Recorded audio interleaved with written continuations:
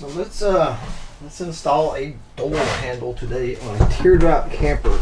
You got your outside part, got the inside part, and I got a metal strike plate to keep from breaking the plywood. This time I'm not gonna cut it into the plywood. I'm just gonna back the plywood with it and run some screws into the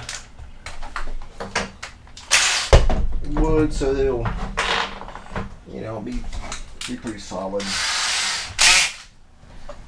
I already measured up 20 inches from the bottom.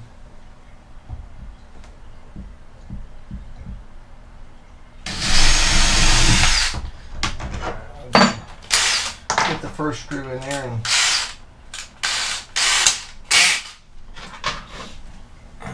somebody's cooking. It smells really good.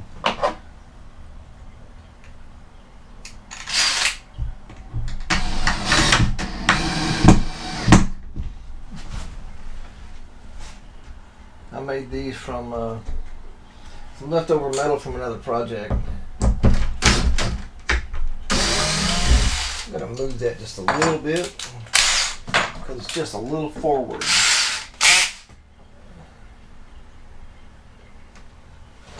Let's see.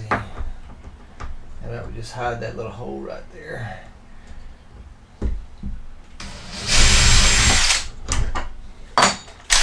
It'll be alright. After all, you are camping, and it's not like somebody's gonna have to work too hard to break in. It just is what it is. It's camping. This just keeps the honest people honest. And be able to lock your door and give you just enough time to get your weapon loaded if you don't sleep with one in the chamber.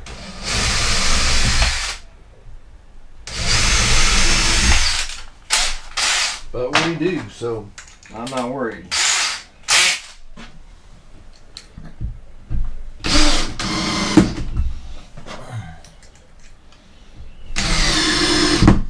It's just that simple. If it's not exactly just right, then make a left turn and make it right. Like I did right here. Let's see. What I want to do is, this is my backer plate, my door handle, so I have the right depth here. Now as the gasket gives way, you can loosen these screws up and put a little shim behind it to take up some space. But as it is now, the gaskets are new and they're still being, well, whatever you want to call it, they just hadn't mushed down enough yet. And so we get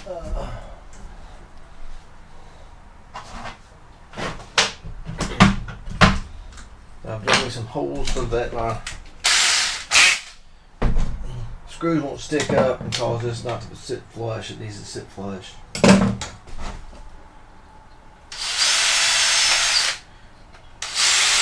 And you don't have to make a pilot hole, but it makes it so much easier if you do. And if you don't, you run the screw through there, and it bites here and it starts pushing this away from it. You don't get a really nice fit. Let's see. We'll take a look at the other door. Make sure we're getting the same.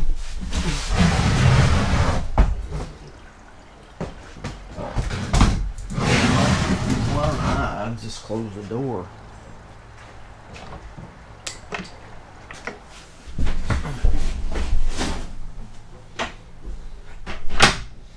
So it hits a little bit high, which looks good that way. Let's just do this one the same way.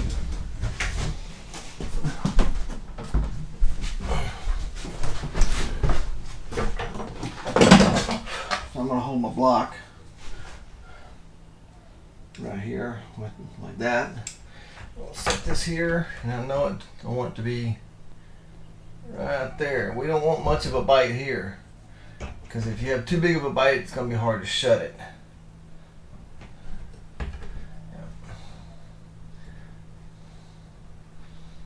And just a little bit of a bite. If you fiberglass or epoxy your door and got a nice slick finish, you can write on it with a pencil. and it will wipe off.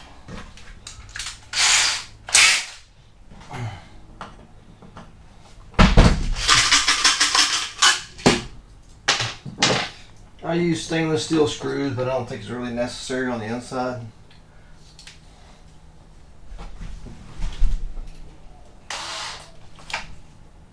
You can.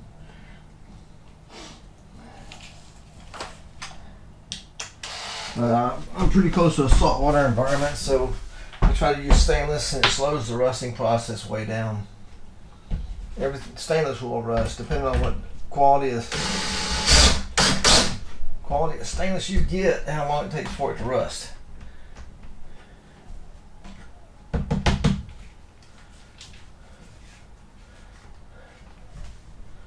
Alright, so let's put our latch up there and see what it looks like before we put our other screw down.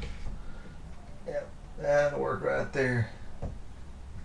Right there. Yep.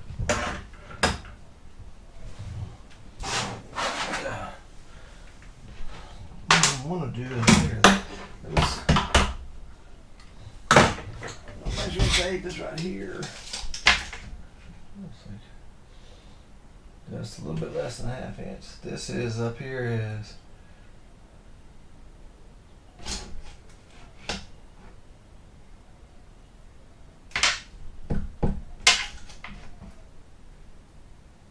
yeah, there we go. I'm gonna set this. You don't have to have that, oh my God, tight, just snug it. And the next thing we'll do, when you put your screws in here, you want to make sure the screws aren't going to be in the way of this. So if you put your screw right there, then you got to drill the hole out. Then next thing you know, it's like, I got to take it all apart, take that screw out, start over.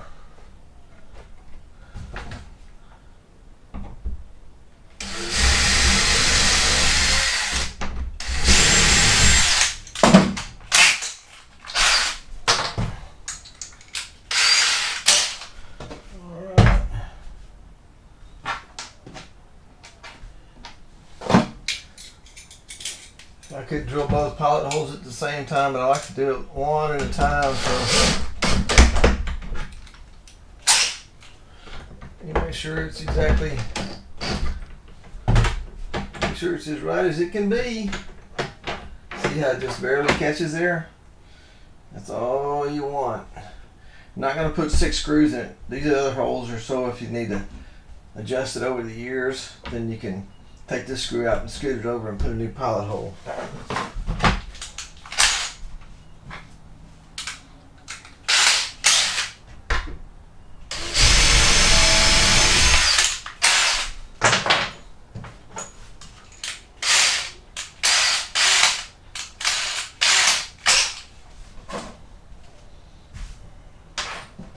Looking for a screw, there it is.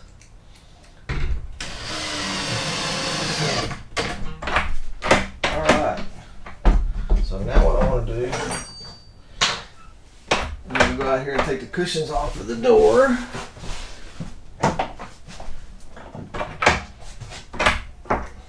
Let's see. It will be locked from out there.